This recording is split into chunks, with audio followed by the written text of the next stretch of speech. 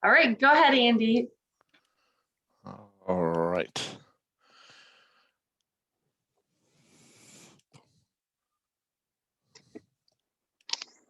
All right, here we go.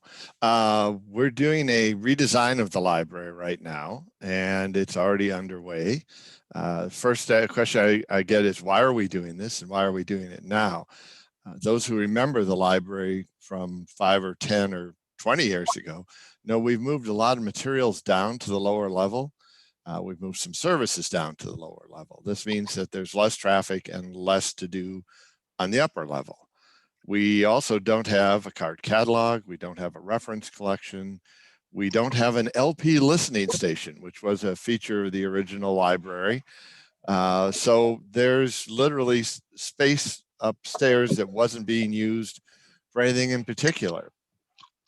The adult room needed renovation. I don't know if you can hear my dogs. That's why I'm using a headset so they don't come in as loud.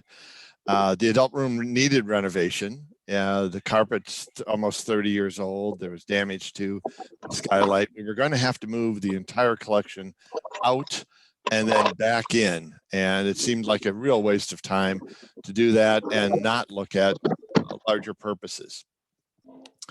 And the space had a lot of incremental changes over 50 years. The building is 50 years old now. And we wanted to regularize and organize all those little changes we'd made and make them make more sense by doing them, just by organizing them and putting them all into one plan. And we are moving to a little bit of a different service model with this change, but we've moved to different service models a number of times over the last 50 years. Yeah, I'm going to make some people feel old. The library opened in 1970. That's what it looked like. In 06, we redesigned our lower level, put in the coffee house and did all those things downstairs. 2013, we redesigned the children's room. 2015, we decided to have a plan of service that said, let's look at all the remaining spaces, make sure we're using them well. We did a solar roof. And in 2018, which just feels like a century ago, we started planning for what we would do with the adult room if we were going to redesign it. Along the way, we took time to redo the restrooms, which would have been part of this project if we hadn't done it earlier. And here we are in 2021, underway. I'll just touch on the planning process. We were guided by looking at how people were actually using the space. We saw a lot of people who are remote workers using the space. We saw people who are on the road using the space. We saw students using the space and trying to take online classes, which we weren't really set up to support. We saw people gravitating to windows, which we mainly put books in front of. So we said, that's not good. We also looked at other people who were doing long-range plans and planning. The chamber, we sat in on Mid-State's plan. We took part in the Encourage deep dive into community needs. We looked at what United Way said community needs were. And we said, which of those fit within our mission? We don't want to poach on other people, but some of these things are things we thought that the library could do, should be doing. We toured a lot of new libraries. I've probably been in 30 or more libraries specifically chosen for being new, for being exemplary of new models of libraries, and seen what services look like in suburban Minneapolis, suburban Chicago, Milwaukee area, Madison area. We were looking for the very best that libraries were doing. We didn't want to have to invent anything, but we were happy to follow the good trends that are happening. And we undertook our own community-based process and invited people to come in and do focus groups and tell us what they wanted in a library. We were under a limitation. We aren't getting new staff. We aren't going to be able to make the building bigger. So we were looking for a redesign that really changed us, but not in a way that required more staff to operate. And no reduction in space for books. Books are a core service. Reading is the one skill that everybody needs to succeed in any economy. And we aren't going to be downgrading that in any way in this process. So what are we looking at? The adult room, the large room upstairs, it's 11,000 square feet. The Nakusa Library would fit inside that room, including part of their parking. The Fine Arts Center, our theater, it's about 4,000 square feet. That alone would have been a major job. And we threw in the all-purpose room, the room downstairs that people meet in. And so that adds up to several houses, like 8 houses worth of space. So it's a pretty big project. And what are we getting out of this? There are several things we wanted to accomplish with this redesign. One is to support a business enterprise center co-working model. Some people are familiar with this. Larger cities have commercial versions of this. It's a place where people can go and work, meet other people who are working, basically an office out of your house so you don't have to operate out of your basement. The library already has copiers and all the kinds of things that a co-working facility would have, including a coffee shop. We have classes available, online classes that we subscribe to that are also offered by universities called Gale courses. Marketing, accounting, how to start a business, how to use Office.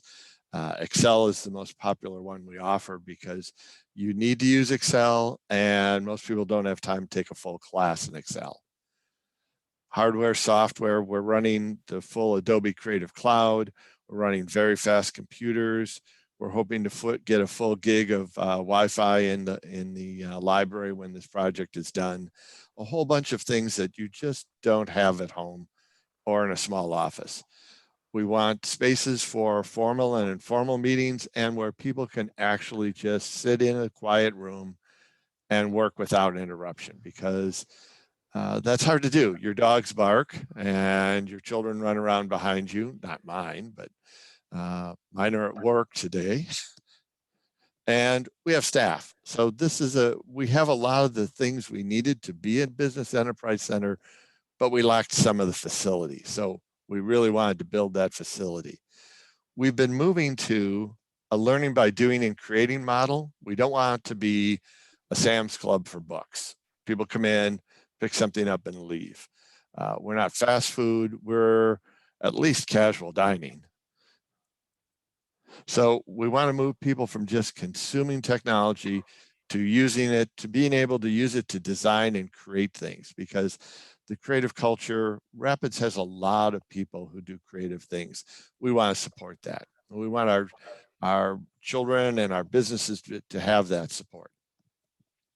This kind of thing is important for career exploration, for the younger people, and for retraining for the rest of us. As it turns out, you need new skills just to do your existing job.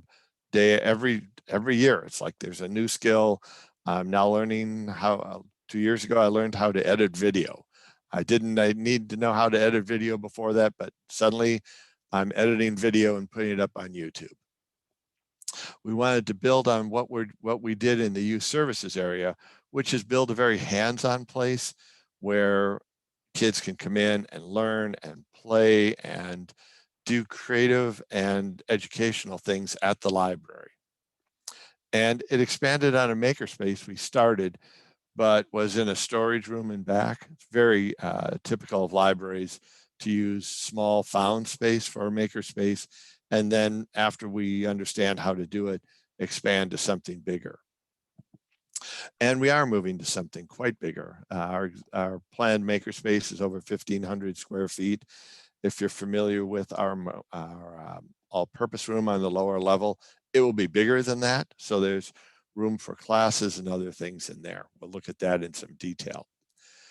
One of the things we're very interested in is training and education. We know that in our environment, there's Midstate, there's the schools, there's a university, there's online things. There's a gap there, though, that we're working to fill. It's a very informal gap. It's people choosing what to study. It's not getting graded on your work. It's working with our partners so that Midstate might be offering classes there. We're working with the public schools to see how we can work with the education training they're doing. And so this kind of lifelong learning is the very base of our mission as a library. Training and education needs group rooms, and it also needs individual rooms, because we already knew when we started playing that people were taking a lot of online classes, doing a lot of online meetings, and that just exploded over the last while we were in the middle of the planning process. We wanted to improve our all-purpose room and theater because they're useful for training. And we also needed a programming space update. The Fine Arts Center, our theater, when it was built, that was half a decade before the Americans with Disabilities Act. So as long as we didn't touch it, we were in code. As soon as we started doing anything, we needed to bring it up to code. So that means space for wheelchairs. It means ramps. It means other things for that. So we're we really wanted that done, and we're finding that a real important upgrade for our programming. We're creating a new 600 square foot meeting room because our existing meeting rooms were booked a lot. We're upgrading the all-purpose room, the walls, the covering of the walls was literally falling off after 50 years, and we needed that upgraded. And just on the side, two larger group study rooms, 3 individual study rooms. We're fixing the skylight, which was in need of repair before it got to the point where we would have to really spend money on it. New furniture. We have some of the original 1970 furniture we're still using. We're shifting to digital controls, and we're replacing 30-year-old carpeting in that room. And we're replacing some 50-year-old lighting in parts of the library. We find that just meeting the code in so many places is a real vast improvement. And that alone is a reason to touch some of these spaces and just go, yeah, now we have to meet code. It'll save us energy. It'll be a vast improvement. How do you pay for this? Well, we got a cost estimate early on of $2 million. Legacy gave us a matching grant, showing a great deal of confidence in our ability to do this. The city committed $109,000, which covered the flooring replacement and the skylight repair. That's more than they have ever given us in a single capital improvement request in the past.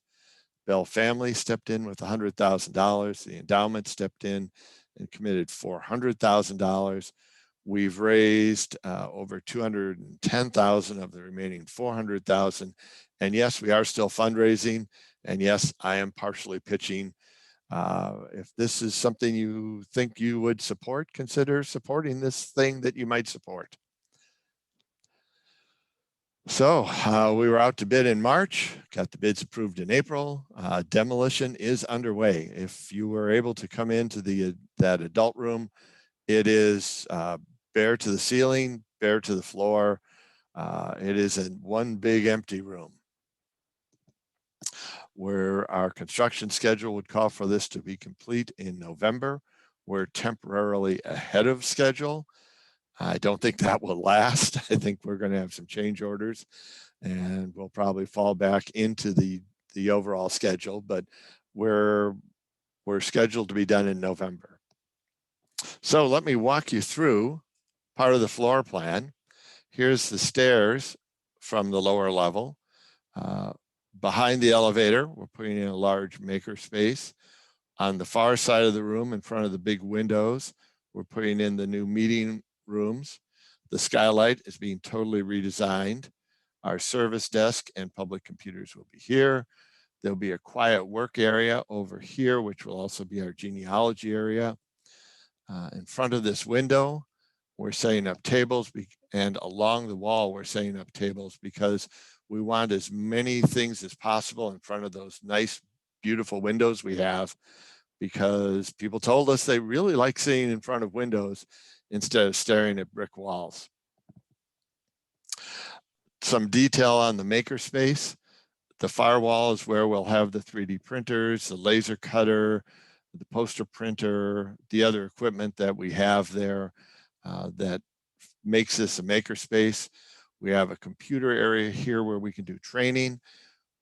Those are all on wheels, so we can arrange them any way we want for any kind of class we want, but also have them available for people who want to use Photoshop or Adobe Premiere or Illustrator or any of the Adobe Creative Cloud or any of the CAD CAM software that you would use to control the printers and the laser cutter. In the middle here, this is a table area for our people working on projects and for classes there, coding, circuits, fabric even. We have an expansive view about what constitutes makers. This is more of a social area with a big whiteboard so people can sit and plan, and yes, a recording studio. We have a small recording studio now. This will be a custom designed, really soundproofed one for people to do recording. We'll have software for the ability to record multiple tracks and layer them, podcasting equipment, some instruments so that people don't have to bring their own instruments if they don't want to. So this is a lot of stuff happening in a space that mainly was kind of empty in the past. Meeting rooms on the far wall. This is the larger meeting room, which is about the size of the current McCourt room. Everything will be on wheels, so you can do conference or you can do classroom there. Small workrooms for 1 or 2 people who just need quiet or are taking something online. Larger rooms for a group of 3 to 5 that might want to work together and need a screen to share things on, but don't want to do that out in a public space. Theater. This was not, we added this in because we knew this needed a lot of work. All new seats. The seats were original, 1970. There's space for 5 wheelchair spaces with a companion seat next to them. There's other handicapped accessibility built into the new seats. There's a 0-pitch ramp to the stage so that you don't go up or down to go to the stage. You just go straight forward with no change of elevation because the theater dips down, and you can just now, if you're in a wheelchair or a walker, you can just come right onto the stage as it is. We're going to be broadcasting and showing things on a wall instead of on a screen, which is a little more stable for us. There are actually 250 permanent seats. We had 236 permanent seats in the old setup. There'll be a hearing loop that encompasses the whole middle section, which will work directly with people's hearing aids. So a lot of accessibility changes there, and that'll be a real improvement. Plus, there were a lot of incremental changes to that place over the last 50 years. It was adopted for community theater, and then community theater left and built their own place. Good for them. So we had a lot of changes one way and then changes back. This will put it all together in one piece. So I get to show you some photos. We're adding a display case. This is top of the stairs. This is the elevator. You're probably familiar. This to help orient you. The makerspace is here and back here. This is the kind of tables we use for people working on programs.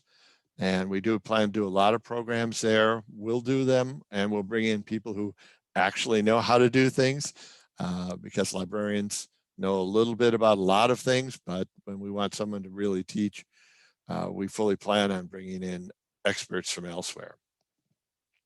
That's the recording studio. It won't be quite that see-through. And this is the planning social type area in the corner there.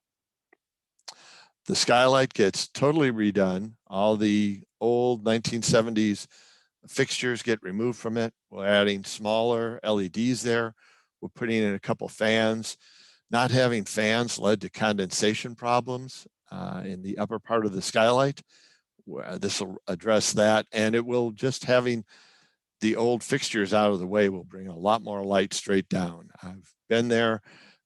They've got them down now, and a lot more light comes straight down through that skylight, and it's glorious to see.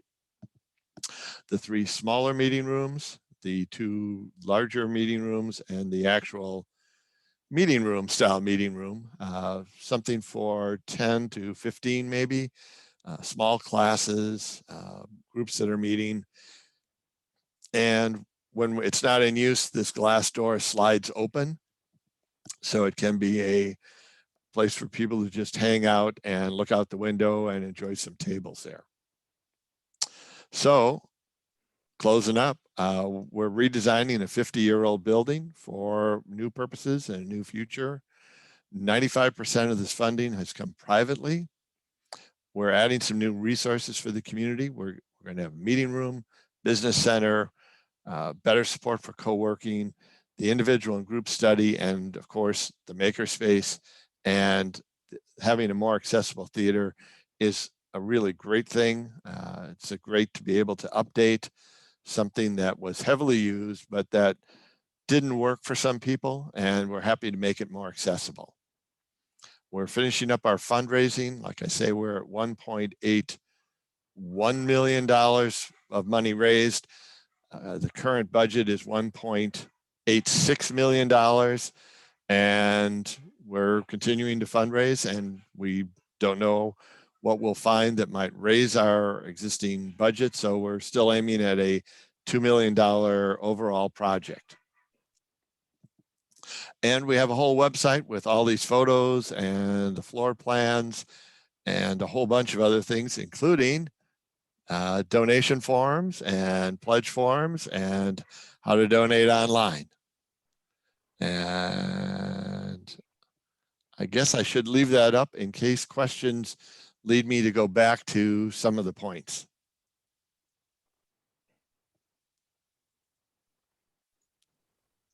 Great.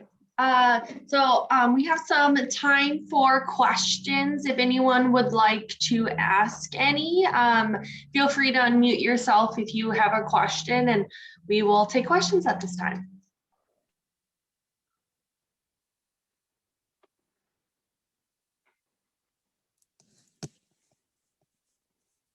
Well, so I have a question because I always have questions. Just a few. So you talked a little bit about the donation aspect of it, but how else can the community support this effort or get involved in this effort if they would like? Well, you can thank those people who have donated, like the city, like Legacy, like Bell Family, and tell them that you're pleased that they have supported this kind of project in the community, because they don't hear that very often. People who put together $100,000 get thanked far too infrequently, and we definitely understand.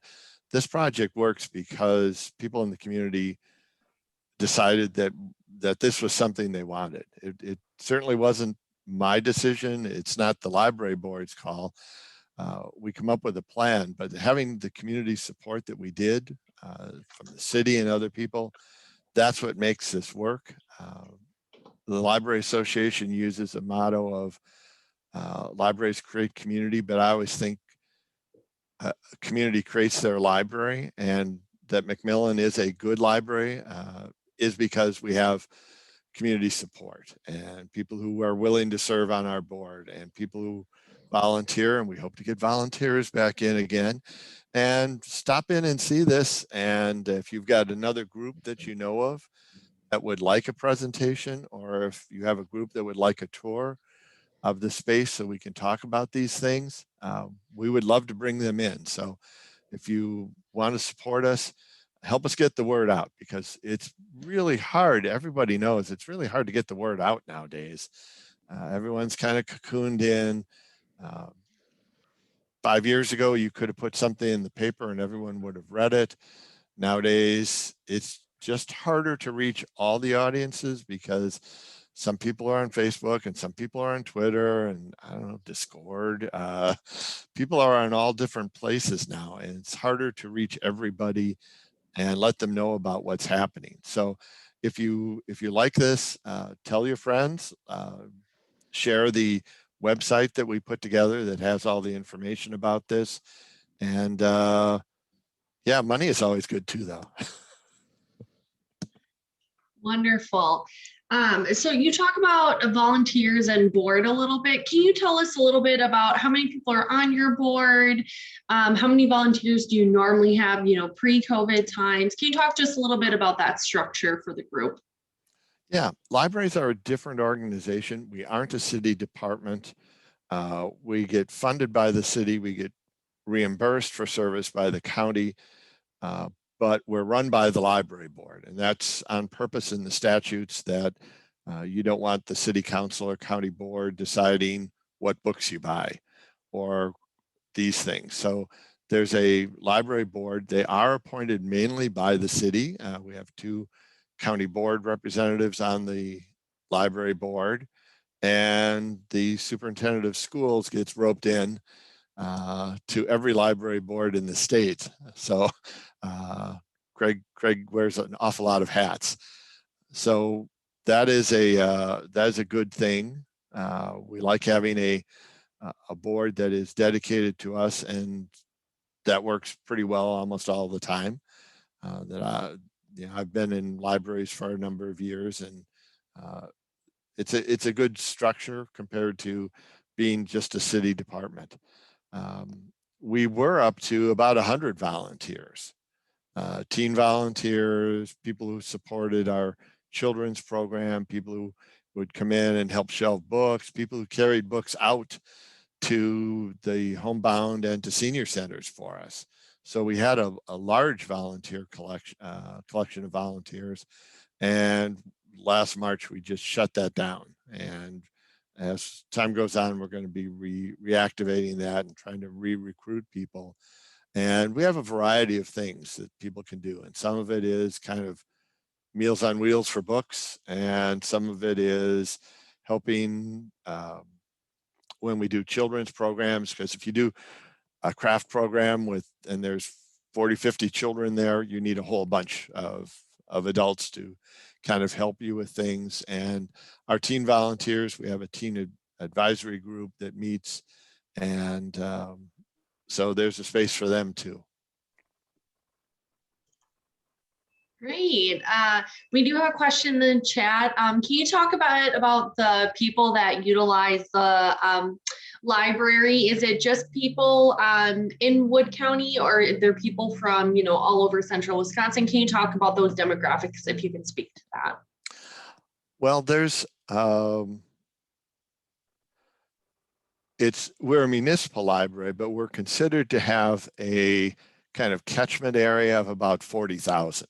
Now that because there isn't a that's how the state considers our service territory, and that matches up. About half of our users, half of our library card holders are from the city, but the other half are from around the area, and some of them are from Stevens Point and Plover, but they work in Wisconsin Rapids, and it's easier for them to use the Rapids library while they're in Rapids than to go home and then go to downtown Stevens Point for their materials. A lot of people there's a nice little library in Rome, and there's a library in Nakusa, but there are a whole bunch of people in Nakusa and town of Rome who, when they come to Rapids, stop at the library. And so we're one of the reasons they come up to Rapids and shop and spend money and spend some time here. And so it's about 50-50. And because of that, the county reimburses us about, well, 500, I think this year, it's about $580,000 of county funding comes to the library to reimburse us for the service we provide to town of Grand Rapids, Saratoga, Seneca, Rudolph, areas that aren't supporting a library directly. Thank you. That was great. I did not know that it was, that full scope of an area. So, and then you said for donations, again, just circling kind of back. So for donations or more information, it can be found on that website. If you want to bring up that slide again, just so people can get a. It's also the top leftmost link on our regular homepage. On our homepage, the first link you see top left as you start to read is Learning Futures. That'll take you to that website with all the information, all the pictures, the floor plans, the pledge forms, how to donate, all that is there. So you don't need to write it down. You just, if you know where we are, go to McMillanLibrary.org, and it's that link in the very top. Perfect. And I did just drop it in the chat if anyone wants to quick copy it before we wrap up today's session. So you can check it out there or go to the website like he said. So I'm going to do a last call. Are there any additional questions at this time?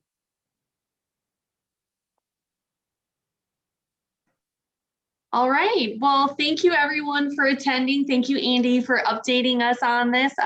Very exciting, and we're very happy to have this opportunity coming to the community that you guys are leading. It's going to be a great initiative for the local community, and we're really excited here at the Chamber. So thank you everyone again, and I hope you have a wonderful Wednesday, and we'll see you next month.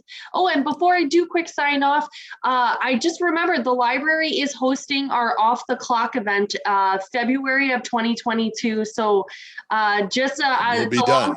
Yeah, it'll be done. It's a long save the date, but they are doing that off the clock. So we're excited to partner with them on that. So thanks everybody again, and have a wonderful day.